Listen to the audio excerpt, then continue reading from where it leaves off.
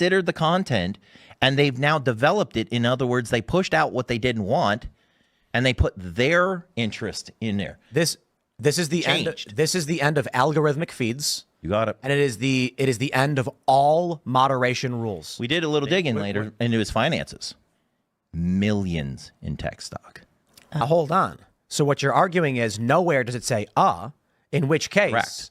The argument could be made that certainly the speaker of the information is Libby, but YouTube is also a publisher. Exactly. Whatever it's like that. And the question that we've asked now twice to the Supreme Court is, and think about this question for a minute, does Section 230C1 protect any publishing conduct whatsoever?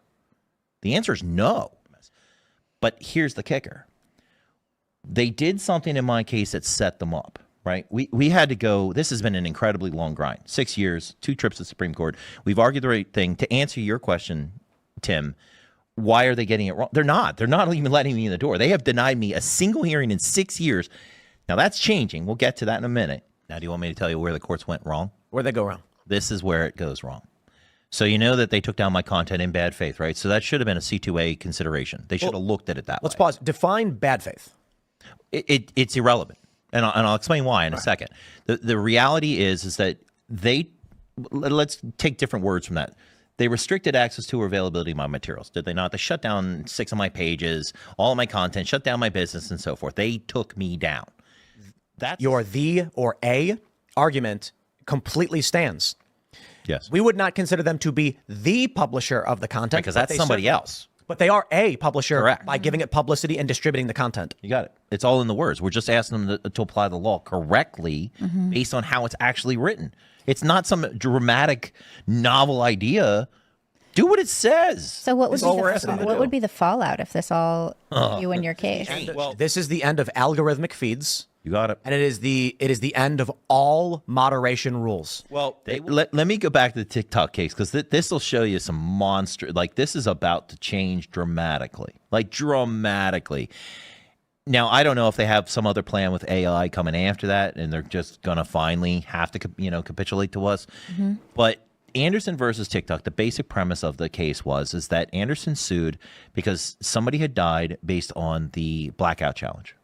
Remember that? Yeah, I remember that. Okay, so they sued, and they said, well, TikTok's argument was, we're not the publisher.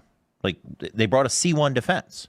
And they said, well, we're not suing you as the publisher or speaker. We're not trying to treat you as someone else, right? There's no real protection in that. That's just preventing you from being treated as another individual in its correct application. Right now, it protects all publishing, right? That's what's wrong. Right. So they argued C1 defense, and the Third Circuit, right? Because remember we were talking about forum selection. Ninth Circuit's a whole different animal out there, but the Third Circuit decided to get it right, and they turned around and they said, wait a second, no.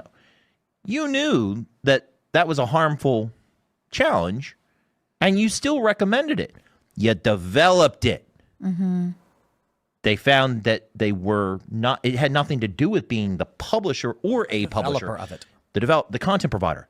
You knew that this harms people, and you still did it anyhow. And see, the sad part is, do you know that if this had been applied correctly, it would have worked against Backpage years ago. Backpage, they had to create 2 new law, FOSSA and SESTA, That's right. because it was never applied correctly. But the reality was, Wait, FOSSA and SESTA was because of Backpage? Because of the failures of Section 230. Interesting. I didn't realize they had to create new laws to protect children. And see, the reason that they exist is because if they had read it correctly, what would have happened is they would say, no, you didn't create the content that was trafficking, but you had an escort section. You made it easier for them to make money. You did all of these things to facilitate tracking. Yeah. That's development.